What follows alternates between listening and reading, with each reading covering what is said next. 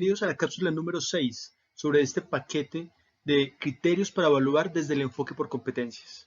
En esta cápsula hablaremos acerca de la evaluación formativa y de cómo debemos, desde el consejo académico de las instituciones, con toda la comunidad, mejorar nuestro CIE.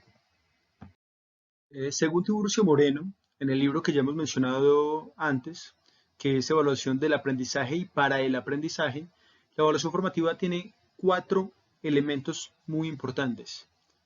El primero es la identificación del vacío, es decir, el docente evalúa para darse cuenta en qué punto está el estudiante y cuál es la brecha que hay entre ese punto y el punto al que queremos llegar, o sea, el del alcance del aprendizaje.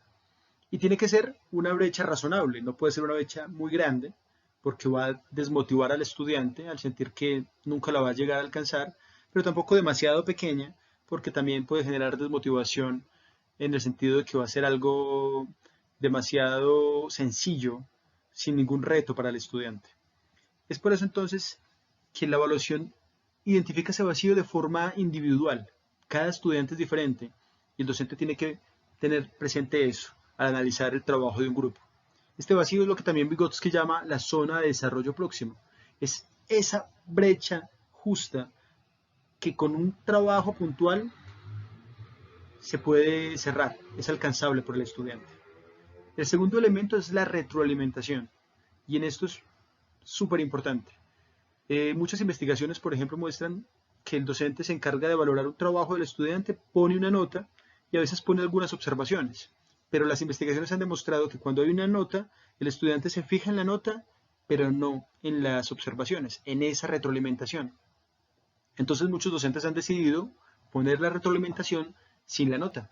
Solo darán la nota hasta que el estudiante responda a esa retroalimentación.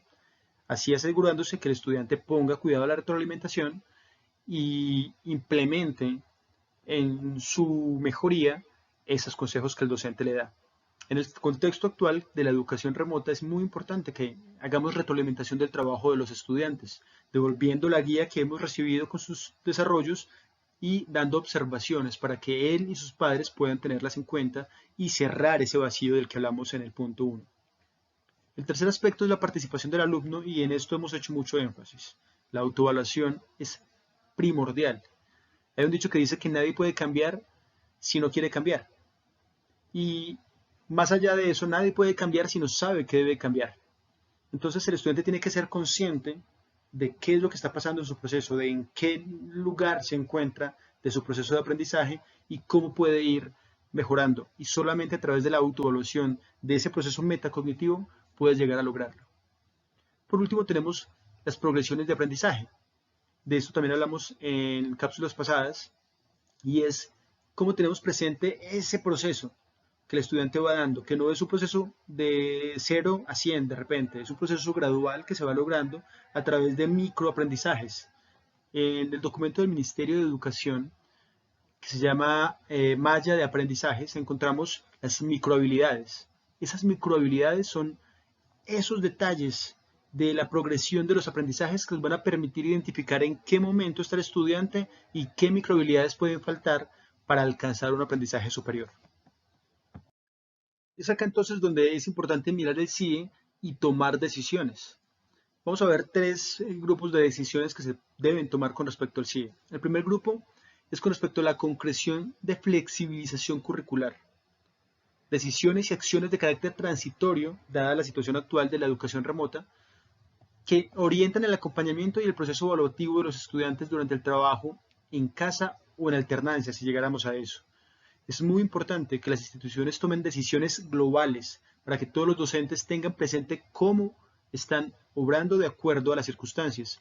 Es decir, por ejemplo, la selección de los aprendizajes a priorizar, dado que en estas circunstancias pues no podemos aspirar a alcanzar todos los aprendizajes que tengamos de pronto en el plan de estudios y cómo se está efectuando la retroalimentación para que no sea en vano el desarrollo de dicho trabajo a través de las guías.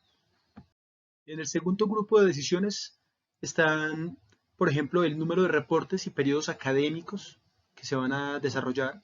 A estas alturas seguramente las instituciones ya han tomado postura al respecto.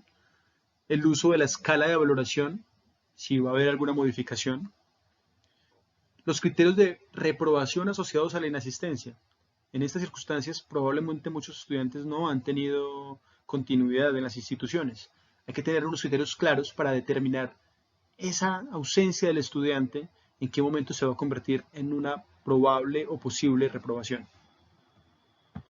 Y finalmente tenemos entonces las consideraciones, tenemos el tercer grupo, que son que las consideraciones transitorias deben ser aprobadas por el Consejo Directivo y utilizar los canales de comunicación para su divulgación. Todo lo que tiene que ver con el CIE tiene que darse desde la comunidad educativa en general.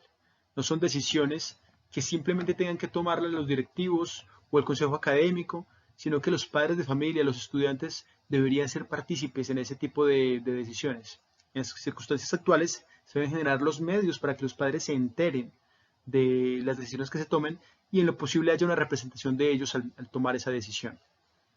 Algunas de las decisiones de carácter transitorio pueden de hecho convertirse en definitivas, porque si bien la realidad de la educación remota es muy diferente a la presencialidad, pues hay aspectos que pueden determinarse como mejores desde ahora y definirse que no sean transitorias durante la educación remota por la pandemia, sino que continúen más adelante como decisiones definitivas para nuestro CIE. Esperamos que con estas 6 cápsulas que hemos desarrollado podamos mejorar nuestros sistemas de evaluación y mejorar sobre todo la manera en que evaluamos a los estudiantes para el aprendizaje.